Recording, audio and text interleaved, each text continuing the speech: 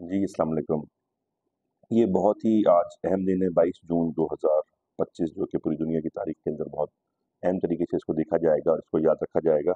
और इसमें 21 और 22 तारीख की रात को अमेरिका जो है इस वक़्त जंग के अंदर शामिल हो चुका है जो कि इसराइल और ईरान के दरमियान में जारी थी। और इसराइल ने 13 जून को हमला किया था और उसके तकरीबन 9 दिन के बाद, साढ़े 8 9 दिन कह लीजिए आप, उसके बाद अमेरिका इस जंग के अंदर इन्वॉल्व हो चुका है डायरेक्टली।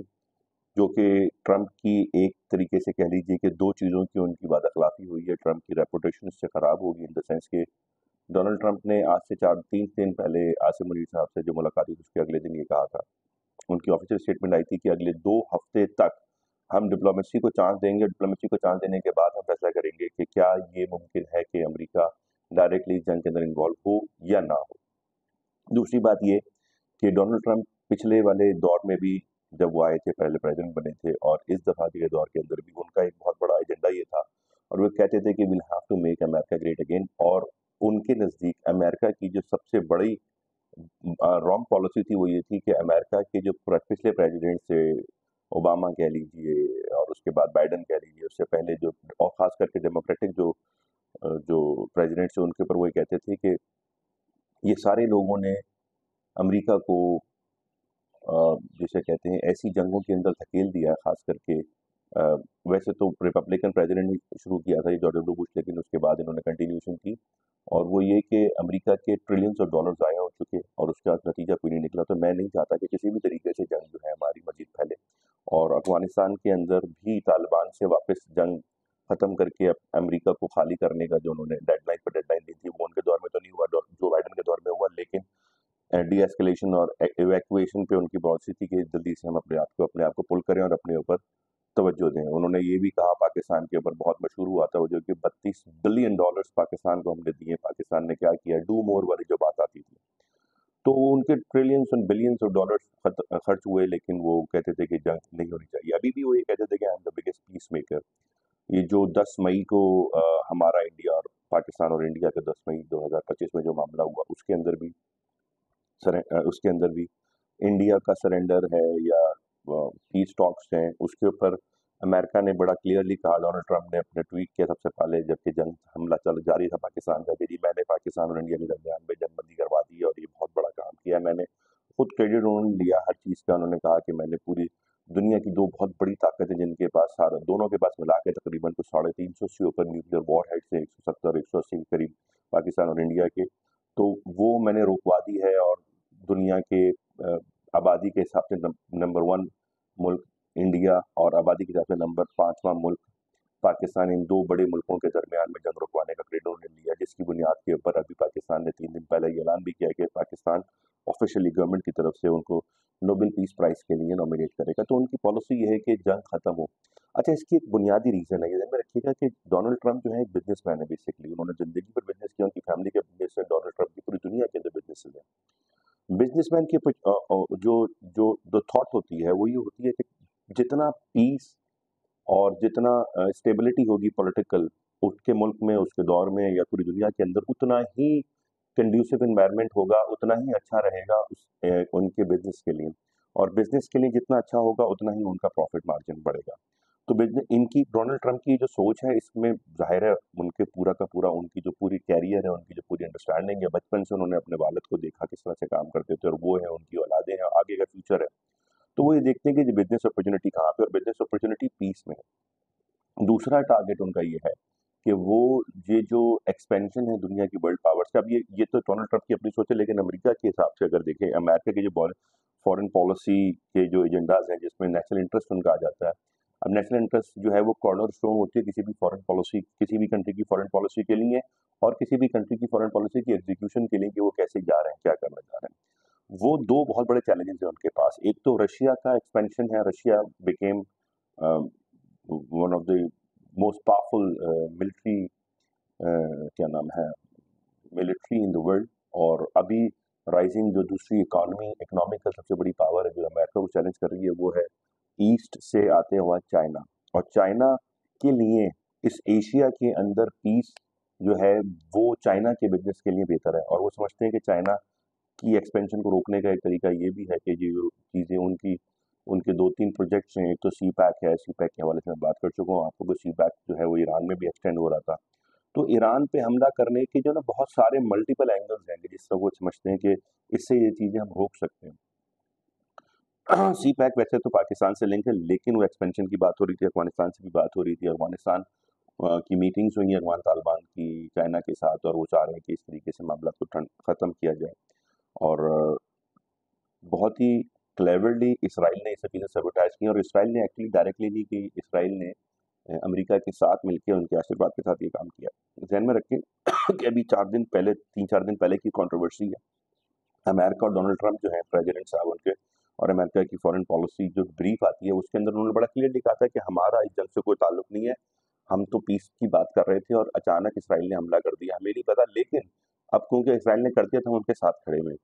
टेड क्रूज जो है अमेरिका की बहुत इंपॉर्टेंट सेनेटर हैं, और उनके बहुत ही अमेरिका के बहुत इंपॉर्टेंट पर्सनैलिटी, उन्होंने एक एक टीवी चैनल के इंटरव्यू के अंदर, एक पॉडकास्ट के अंदर ये बात कह दी उन्होंने कि भाई अमेरिका ने ईरान पे हमला कर दिया। तो जो सामने प्रेजेंटर था उसने बोला कि सर आप ये कैसी बात कर रहे हैं, अमेरिका के तो पॉलिसी ये है कि अमेरिका कह रहा है कि हमने तो किसी पे हमला नहीं किया, आप कह रहे हैं हमला कर दिया, तो आप हमला किया आपने या नहीं किया? फिर उसने कहा कि नहीं, हमला हमने हम तो नहीं मार रहे बम, बम तो इसराइल मार रहा है। तो उन्होंने कहा लेकिन आपके थ्रू मार रहा है बम इसराइल जो है, तो वो आप किस तरह से इसको डिफेंड करेंगे? तो एक बड़ी कंट्रोवर्सी क्रिएट हो गई थी अमेरिका की इन्वॉल्वमेंट के हवाले से, जो वो डिनाई कर रहे थे।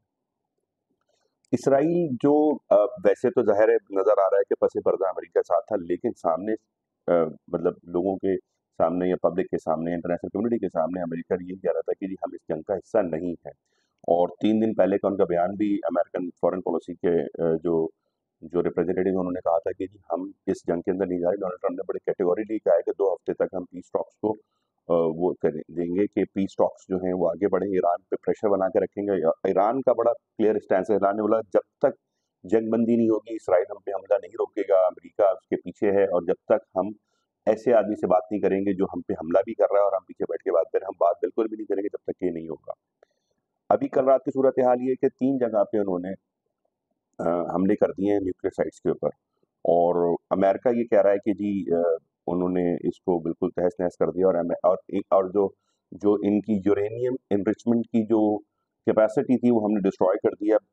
अब जो है ईरान इस वक़्त किसी भी सूरत-हाल में नहीं है कि वो इस पे एटम बम बना सके, और या इसको एनरिचमेंट को किसी भी तरह, अब तो वो सिविलियन यूज़ के लिए भी और नॉन मिलिट्री यूज़ के लिए भी उन्होंने नहीं छोड़ा, उनका क्लेम भी यही है अमेरिका का। ईरान का इस वक़्त सूरत-हाल ये है कि अभी हम तकरीबन बात कर रहे हैं, ये इस वक़्त टाइम हो रहा है 11 बजे का पाकिस्तान के टाइम के हिसाब से। तो इस वक़्त तक ईरान की अभी तक कोई ऑफ़िशियल स्टेटमेंट इसके ऊपर नहीं आई है कि उनका इसके इसके इसके बरक्स या इसके रद्द-ए-अमल में वो क्या करेंगे। ईरान ने एक चीज़ स्टेटमेंट दिया है कि ये तीनों जगह हिट ज़रूर हुई है, मगर इसके ऊपर नुकसान हमारा कोई नहीं हुआ, ये खाली मकान थे, इस वक़्त खाली बिल्डिंग्स थी। जितनी भी चीज़ें थी इसके अंदर जो काम की थी, न्यूक्लियर एनरिचमेंट के हवाले से, सेंट्रीफ्यूज के हवाले से, न्यूक्लियर रॉ मटेरियल के हवाले से, इक्विपमेंट, मशीनरी, लोग, ये सब की सब चीज़ें वो खाली कर चुका था ईरान। और ईरान खाली करने के बाद इसको यहाँ पे उसने हमला तो किया अमेरिका ने, लेकिन जो टारगेट्स अमेरिका अचीव करना चाह रहा था वो अचीव नहीं हुए हैं, ये स्टेटमेंट ईरान की तरफ से आ चुकी है। अच्छा, यहाँ पे एक सवाल सबके ज़हन में आता है, बहुत बहुत सारे मेरे जो स्टूडेंट्स हैं, जो लिसनर्स हैं, उन्होंने ये भी कहा है कि भई ईरान जो है वो इतनी बड़ी ताकत होने के बावजूद किस तरीके से इसराइल और अमेरिका के जहाज उनके ऊपर दंदनाते हुए आते हैं और कार्रवाई करके चले जाते हैं, और कोई किसी किस्म का कोई नुकसान नहीं होता, ये कैसे? ज़हन में रखें कि ईरान की एक जो सबसे बड़ी वीकनेस है मिलिट्री प्रिपेयर्डनेस के हवाले से, वो ये है कि उनके पास एयरफोर्स नहीं है। एयरफोर्स उनकी समझ लें ज़ीरो है। ज़ीरो इस वजह से कह रहा हूँ कि जो जहाज़ हैं वो बहुत पुरानी टेक्नोलॉजी के हैं, और वो अब दुनिया जहाँ पहुँच गई है जहाज़ों के हवाले से, और एयर टू एयर कॉम्बैट और एयर टू लैंड जो बॉम्बिंग होती हैं उसके हवाले से ईरान के पास है नहीं है। ईरान के पास एक चीज़ है जो दुनिया के, आप समझ लीजिए कि टॉप 2-3 नेशंस के हिसाब से समझ लीजिए टॉप 5 के अंदर आता है ईरान की जो मिलिट्री प्रिपेयर्डनेस है, वो है उनके मिसाइल सिस्टम। उनके मिसाइल्स बहुत एडवांस हैं, और वो बहुत ही ज़्यादा अच्छे तरीके से क्या नाम है, हमला करने की सलाहियत रखते हैं ईरान के मिसाइल, और बहुत दूर-दूर तक की हमला करने की सलाहियत रखते हैं। तकरीबन समझ लें 1000 मील के जो दूर तो ये इसराइल में बैठ के ईरान से बैठ के इसराइल पे हमले कर रहे हैं और मुख्तलिफ टारगेट्स कर रहे हैं। इनकी कैपेसिटी वो कहते हैं कि कई हज़ार मील तक उनके पास है, लेकिन अभी तक वो उन्होंने उसको डिक्लेयर नहीं किया। अच्छा, अमेरिका के हवाले से अमेरिका को ये ईरान वाले पहले से दे रहे थे कि अगर अमेरिका ये कहता है कि वो इसके अंदर इन्वॉल्व होगा या अमेरिका किसी भी तरीके से हम पे हमला करता है, तो हम अमेरिका की जितनी भी आसपास हमारे आसपास अमेरिका की मिलिट्री बेसेस हैं और अमेरिका के ऑयल ऑपरेशन है, जितनी भी चीजें, हम सब चीजों पे अटैक करेंगे और अटैक करके हम इनको तहस नहस कर देंगे और अमेरिका का जो बहुत बड़ा नुकसान होगा, जो अमेरिका ने जिंदगी में कभी सोचा भी नहीं। अच्छा, ये बात तो बड़ी क्लियर है। अगर आप आज भी अभी भी जाके गूगल के ऊपर, जितने भी सुनने वाले हैं, तो गूगल पे जाके सिर्फ ये लिखें American military bases across the world, तो आपको अंदाजा होगा अमेरिका एक वाहिद मुल्क है जिसकी हर पूरे दुनिया के अंदर, हर खत्ते के अंदर कहीं ना कहीं कम और ज्यादा इनकी मिलिट्री बेसेस अवेलेबल है, कई सौ के हवाले से, कई सौ के हवाले और मुसलमान मुल्कों के अंदर भी हैं। तो ये उन्होंने कहा कि हम उनको हिट करेंगे, क्योंकि आपने हमें हिट किया तो हम उनको हिट करेंगे। अच्छा, ईरान की जो धमकी है, सिर्फ धमकी नहीं है, क्योंकि ईरान जो है वो वाहिद मुल्क है जिसे कह लीजिए कि इस ईस्टर्न वर्ल्ड के अंदर या मुस्लिम वर्ल्ड के अंदर जो ये जो बात कहता है, तो फिर वो उसको वो एग्जीक्यूट भी कर देता है। जैसे उन्होंने इसराइल के बारे में कहा था, इसराइल नहीं सोच रहा था कि ईरान इस तरह से हमला करेगा, लेकिन ईरान ने जिस तरह से रिस्पॉन्ड किया है, वो अलग बात है कि ये बात तय होने की है। अभी अभी ये बात क्लियर नहीं है कि कितना लॉस हुआ है इसराइल को इस वॉर के अंदर। अभी तक जो बॉम्बिंग्स हो रही हैं 14-15 जून से पिछले तकरीबन एक हफ्ता हो गया है, तो कितना लॉस हुआ है, कितना नहीं हुआ है, ईरान में कितना लॉस हुआ है, ये तो बात है। ये बात तो पता चली कितने लोग मरे हैं वहाँ पे, 24-25 तक कल तक की जो स्टैटिस्टिक्स थी उसके हिसाब से सिविलियन मरे हैं, और 600 से प्लस जो है इसराइल में 24-25 मरे हैं, और यहाँ पे शहीद हुए हैं तकरीबन, आप समझ लीजिए कि 600 से ऊपर ईरान के अंदर। और उसके अंदर टॉप मिलिट्री साइंटिस्ट वगैरह ज़ाहिर सिविलियन कैटेगरी में पैसे डालेंगे होंगे, वो उनको नॉन कॉम्बेटेंट है, वो फौजी नहीं थे और इमीडिएटेड और पॉलिटिकल फिगर्स इन्होंने हिट किए हैं, जिसके अंदर ईरान के पुराने सदर भी हैं। तो इस तरह से मामला चल रहा है। और लेकिन ईरान के अंदर अभी हुआ ये कि ईरान के अंदर इस वक्त इंटरनेट का ब्लैकआउट है, तो जो सोशल मीडिया के अंदर जो लोकल आम आदमी, मेरे और आपके जैसे जो अपने मोबाइल से कैमरे से वीडियो बना के डालते हैं, वो अभी असेसमेंट हो नहीं पा रही है। लेकिन ये बात तो पता है कि तेहरान जो है काफ़ी हद तक खाली हो चुका है, सिविलियन पॉपुलेशन जा चुकी है, और क्योंकि उनके पास एयरफोर्स नहीं है, तो वो अपना दिफा नहीं कर सकते हवाओं के ऊपर, फिजाओं के ऊपर। ये एक बड़ी उनके साथ ट्रेजेडी कह लीजिए, उनके स्ट्रैटेजी का हिस्सा, या जो भी उनका उन्होंने मिलिट्री प्रिपरेयरनेस किया।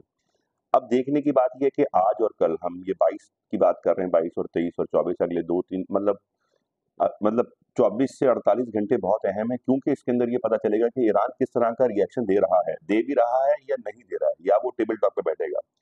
डोनाल्ड ट्रंप ने तो ये बात कह दी है कि अब आज जो उन्होंने कार्रवाई की है, उसके बाद अब मशरिक वस्ता के अंदर इस वक्त अमन कायम हो चुका है या हो जाएगा। उनको बहुत श्योरिटी है, वो ये क्लेम कर रहे हैं कि इस वक्त ईरान के पास इतनी हिम्मत नहीं है, ताकत नहीं है, इतनी जरूरत नहीं है, और कोई ऑप्शन नहीं है कि वो हमारे साथ बात करें और वो डील करें कि जो अमेरिका डिक्टेट करना चाहता है, कि यूरेनियम एनरिचमेंट इतनी नहीं होगी, इतनी होगी, और ये सब चीजें। अच्छा, इसमें एक चीज और बहुत इंपॉर्टेंट है तारीखी हवाले से। तारीखी हवाले से एक ट्रीटी है जिसका नाम है NPT, non proliferation treaty. Non proliferation treaty जो है वो ट्रीटी है सारे कंट्रीज जो कि न्यूक्लियर एनर्जी रखते हैं, सिविलियन या मिलिट्री के, वो इसको आगे नहीं बढ़ाएंगे। ईरान उसका सिग्नेटरी है, नंबर 1। नंबर 2, इसराइल उसका सिग्नेटरी नहीं है। ईरान के बारे में सबका मुसम्ममा या भी इस वक्त सबका ये ख्याल है, इंक्लूडिंग अमेरिका के जो अपनी स्टेटमेंट्स हैं, कि ईरान के पास इस वक्त कैपेसिटी नहीं है कि वो अपना जो बम, एटम बम है, वो बना सके, या बनाने में भी बहुत टाइम लगेगा उनको। इसराइल के पास दर्जनों इस वक्त proven, undeclared but proven nuclear missiles और न्यूक्लियर बॉम्ब्स अवेलेबल हैं। ईरान IAEA जो इंटरनेशनल इदारा है यूनाइटेड नेशंस का, जो कि वॉचडॉग है न्यूक्लियर प्रोग्राम्स का, उसको हमेशा एक्सेस देता है, उसके विजिट्स होते हैं रेगुलर, और वो ईरान की कैपेसिटीज को जाके देखता है कि ये बना सकते हैं या नहीं बना सकते। उनकी रिपोर्ट भी है कि ईरान के पास इस वक्त इतनी कैपेसिटी नहीं कि बना सकते हैं, या कई साल पीछे है। इसराइल ने आज तक एक भी दफा IAEA को अपने ईरान विजिट करने नहीं दिया। तो देखा जाए तो वो कहते ही हैं कि जी टेररिस्ट ईरान है, दुनिया के लिए खतरा ईरान है, दुनिया को तबाह ईरान करेगा, मगर हो उसके बरक्स रहा है। सारी चीजें, जितना भी टर्मोइल और ह्यूमन लॉस और सिविलियन विक्टिम, सिविलियन कैजुअलिटीज, और अनप्रोवोक्ड, एक जुमला है कि अनप्रोवोक्ड अटैक, कि जंग में पहल करने में पिछले अगर आप 15 सालों 20 सालों की हिस्ट्री देखें, वैसे तो खैर उससे पुरानी भी है, लेकिन 10-15 साल की अगर आप देख लीजिए मौजूदा हिस्ट्री, तो उसके अंदर हमेशा इसराइल ने अपने पूरे पूरे के पूरे नेबरहुड को तबाह किया है आसपास में। अभी पिछले 2 साल के अंदर 5 मुल्कों पे वो हमला कर चुके हैं।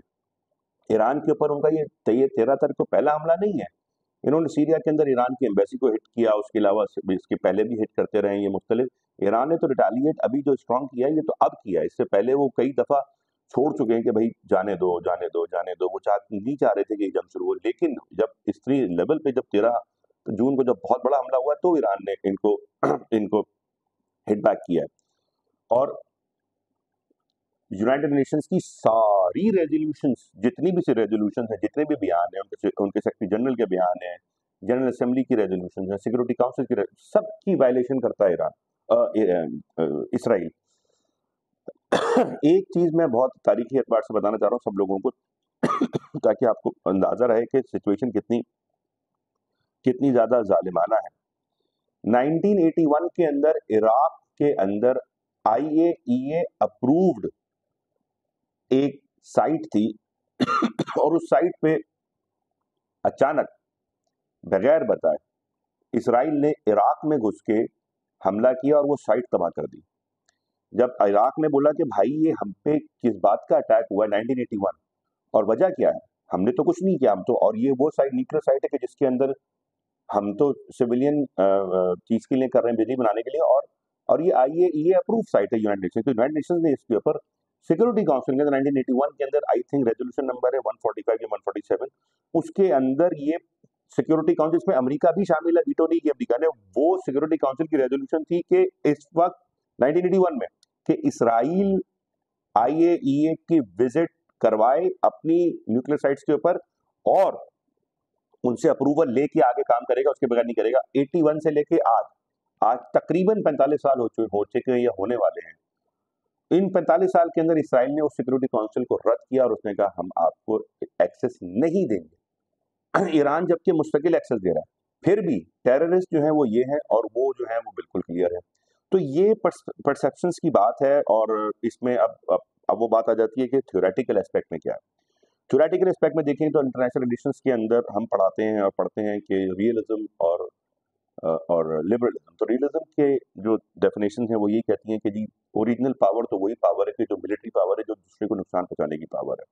अब यहाँ पे जो ईरान का जो मिसाइल सिस्टम था, ईरान समझता था कि डेटरेंस के तौर पर यूज होगा। डेटरेंस का मतलब ये है कि जी अगर आप मुझ पे हमला करेंगे तो ये ध्यान में रखिएगा कि मैं आप पे जो हमला करूंगा तो आपको भी इतना नुकसान होगा। तो जैसे पाकिस्तान ये कहता है कि हमारी nuclear power is a deterrence, कि हमारे न्यूक्लियर प्रोग्राम की वजह से इंडिया हम पे हमला नहीं करता, क्योंकि इंडिया को पता है कि हम रिटेलिएशन करेंगे। या इसको एक और भी तरीके से कहते हैं कि the capacity of mutual destruction, कि अगर आप हमें इतना नुकसान पहुंचा सकते हैं तो हम भी आपको इतना नुकसान पहुंचाने की कैपेसिटी रखते हैं। तो ये डॉक्ट्राइन से मुख्तलिफ इसराइल जो है, अब ये कहना कि जी इसराइल जो है क्या करेगा या किस तरह से चलेगा, इसराइल का तो इस वक्त ड्रीम पूरा हो गया कि उन्होंने ईरान पे हमला कर दिया। दूसरा ये कि उनको जो अमेरिका से जो मदद चाहिए थी वो उनको इस फिलहाल आ चुकी है आज की तारीख में। अब देखना ये कि यूनाइटेड किंगडम क्या कह रहा है, यूरोपियन यूनियन क्या कह रही है, दूसरी वर्ल्ड पावर्स क्या कह रहे हैं। इस वक्त यूनाइटेड किंगडम के अंदर ये ये लहर है, और टोनी ब्लेयर का भी बयान आ चुके हैं कि हमने 2001 में इराक में घुस के, मिडिल ईस्ट में घुस के और अफगानिस्तान में घुस के बहुत बड़ी गलती की थी। अब सूरत हाल ये कि तारीख से हम सबक नहीं सीखते, और खास करके तारीख से ये सबक नहीं सीख रहे ये लोग जिन्होंने हम इस तरफ हमले किए हैं। अफगानिस्तान के अंदर 2001 और 3, इराक और 3 में अफगानिस्तान पे हमले शुरू किए इन्होंने, और उसके बाद इन्होंने कुछ भी नहीं वहाँ पे हासिल कर सके आज़ाद। आप अंदाजा लगाइए, तकरीबन 18-20 साल इन्होंने हमले रखे इराक, क्या नाम है,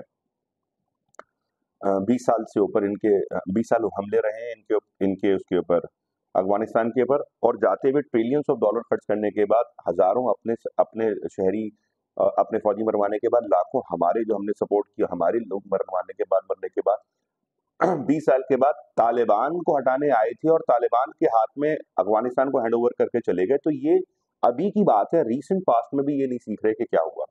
इन्होंने इराक पे किया, नतीजा कुछ नहीं, अफगानिस्तान पे किया, नतीजा कुछ नहीं, वियतनाम के अंदर ये इन्वॉल्व रहे, नतीजा कुछ नहीं। तो इनको ये सोचने की जरूरत है कि इस वक्त अगर ये छेड़ते हैं ईरान को और ईरान के अंदर ये इस वॉर को प्रोलॉन्ग करते हैं, तो नतीजा तो आज आप मुझसे लिखवा के रख लीजिए, ये मेरे वर्ड्स मार्क कर लीजिए कि 15 साल 20 साल भी जंग चलती है तो हासिल कुछ नहीं होगा। ईरान को ये ख़त्म नहीं कर सकते और ना ही ईरान को या किसी भी एक्चुअली ईरान ही की बात नहीं है, किसी भी मुल्क को किसी भी तरीके से ताकत से इस वक़्त दबाया नहीं जा सकता।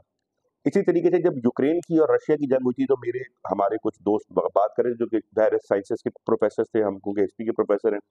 तो उन्होंने कहा था कि देखा रशिया ने तो 2 दिन के अंदर यूक्रेन को तबाह कर दिया और यूक्रेन पे हमला करके मुझे लगता है कि 3-4 दिन के अंदर यूक्रेन के ऊपर हुकूमत हो जाएगी रशिया की। उस वक़्त भी मैंने कहा था कि देखिए आप लोगों की हिस्ट्री अप्रोच नहीं है, आप लोगों की ये चीज़ें नहीं है, ये मुझसे लिखवा के रख लीजिए कि कुछ भी नहीं होगा, सालों भी जंग चलेगी यूक्रेन जो है ना और हुआ 4-5-6 महीने के बाद यूक्रेन ने उल्टा उनको बाहर निकाल दिया। वो कीव तक जा चुके थे, कीव के अंदर भी उनके फौजी आ चुके थे, टैंक्स आ चुके थे और कई 100 टैंक आ चुके थे। उन्होंने सब तबाह किया और वापस कर दिया और आज भी यूक्रेन और रशिया का कोई मसला का हल नहीं निकल रहा। उसकी वजह है उसकी वजह ये है कि हम जो जनरल लेमैन है, आम आवाम है, वो देखती है कि जी ईरान और इसराइल, ऐसा नहीं है। ईरान का मतलब है ईरान, ईरान की सपोर्ट में बैकग्राउंड में लोग। ईरान की सपोर्ट के ऊपर अब मुझे बताइए कि दुनिया की जो 2 बड़ी पावर्स है इस वक़्त ईस्ट में, एशिया के अंदर, वो है रशिया और चाइना। क्या कोई ये गलतफ़हमी कर सकता है सोचने की कि वो ये कहे कि जी ईरान इस वक़्त तन्हा है और ईरान को कोई सपोर्ट नहीं करेगा या पीछे से पैसे नहीं देगा, असलहा नहीं देगा और अमेरिका का तसल्लुत आ जाएगा और चाइना और रशिया शक्ल देखते रहेंगे, अच्छा भई ठीक है अमेरिका आ गया और इसराइल ने अपने अहदाफ पूरे कर लिए इसके अंदर मिडल ईस्ट के अंदर और अब उनका एक्सपेंड ये ऐसे हो नहीं सकता। वो अपना इस वक़्त करेंगे, अपनी बैक पे करेंगे जैसे यूक्रेन की सपोर्ट अमेरिका कर रहा है, यूक्रेन की सपोर्ट यूरोपियन यूनियन ने की, वेस्टर्न वर्ल्ड ने की, रशिया क्योंकि उनका एनिमी है। तो enemy of your enemy is your friend. तो ऑटोमैटिकली ईरान जो है वो रशिया और चाइना के फेवरेबल हो जाता है। उसके अलावा एक और भी बहुत इंपॉर्टेंट बात है कि मुस्लिम वर्ल्ड का जो रिएक्शन आया, वैसे तो जो अरब सुन्नी वर्ल्ड है, ये बहुत इंपॉर्टेंट और टेक्निकल बात है, जो अरब सुन्नी वर्ल्ड है वो ईरान के शियाइज़्म के या ईरान की शिया जो जो क्या नाम है रिजीम तो नहीं मतलब उनकी जो हुकूमत है उसके खिलाफ है और वो चलता रहता है उनका। लेकिन मोहम्मद बिन सलमान जो कि सऊदी अरब के इस वक़्त वली-अहद हैं, तो उन्होंने ये बात कही कि इस वक़्त ईरान के पीछे पूरी मुस्लिम दुनिया साथ खड़ी हुई है। ओआईसी मीटिंग का इजलास बुला लिया गया है और उसके ऊपर भी बात होगी। पाकिस्तान तो सबसे ज़्यादा जो कि दुनिया का वाहिद मुस्लिम न्यूक्लियर पावर है डिक्लेयर्ड, उसने क्लियर कह दिया कि ईरान के हम साथ खड़े हुए, शाना-बशाना हर किस्म की हम उनके उनकी सपोर्ट पे खड़े हुए हैं। और ईरान के अंदर आपने देखा वो तशक्कुर तशक्कुर पाकिस्तान के जो उनकी उनकी पार्लियामेंट के अंदर नारे लगे। उसके अलावा बहुत सारी बातें ऐसी हैं कि पूरी दुनिया के बहुत सारे मुल्क हैं जो इनके साथ ईरान के साथ खड़े हुए, तो ये मुमकिन नहीं है कि ईरान को तबाह कर दिया जाए और उनकी फ़िज़ाइया नहीं है लेकिन उसके बावजूद भी उनके फ़िज़ाइया पे आके हमले करें और ईरान को तहस-नहस कर दें, इतनी आसान है नहीं ये जंग, इतना मामला है नहीं।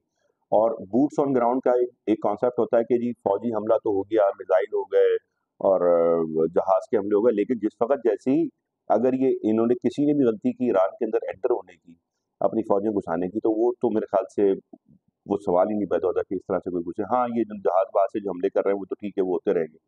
अब सवाल ये पैदा होता है कि ईरान का रिएक्शन क्या है? ईरान का रिएक्शन आता है, तो फिर उसपे देखने की बात है कि ईरान के रिएक्शन का हम वेट करेंगे कि कल तक क्या सूरत-हाल डेवलप होती है। मगर इस वक़्त हालत टेंस है और डोनाल्ड ट्रंप ने अपनी इंटरनेशनल रेपुटेशन में डेंट डाला है कि वो जो पीस मेकर की बात हो रही थी और वो नोबेल पीस प्राइज़ की बात हो रही थी, वो सब तो मेरे ख़्याल से अब इतना आसान नहीं है। वो ये समझ रहे हैं कि जी बम मार के पीस हो जाएगा, तो बम मार के, तबाह करके पीस नहीं हुआ करती दुनिया के अंदर। पीस जो है वो आखिर में नेगोशिएशन टेबल पे होती है और नेगोशिएशन ये बात सही है कि आप पावर की बुनियाद पे, असलहे की बुनियाद पे, मिलिट्री प्रिपेयर्डनेस की बुनियाद के ऊपर आप पीस टेबल पे लेकर आते हैं। जैसे कि पाकिस्तान इंडिया के दरमियान में हुआ, इंडिया ने उन पे हमला किया, हमने रिटेलिएट किया ताकत से और बहुत शदीद ताकत से रिटेलिएट किया कि जिससे वो भी परेशान हो गए, पूरी दुनिया परेशान। फिर उन्होंने कहा कि जी ठीक है नेगोशिएशन टेबल पे बैठते हैं और हम आपस में बैठ के बात करते हैं। तो ये सिचुएशन सूरत-ए-हाल जो है इस वक़्त बहुत ही अहम है और इसको देखते हुए अब आगे बढ़ेंगे और अब हम दुआ ही कर सकते हैं कि इन लोगों में सेंस प्रिवेल हो और सेंस प्रिवेल होके जो है वो किसी भी कंट्री को इस तरह से ना देखा जाए कि जी वो हमारे पाँव की जूती है और वो जो हम चाहेंगे वो उनको वही करना होगा और उसके अलावा मामला नहीं चलेगा। तो ये कुछ सूरत-ए-हाल है, फिर इसके बाद डेवलप होगी तो फिर आगे इसको लेके चलेंगे। Thank you.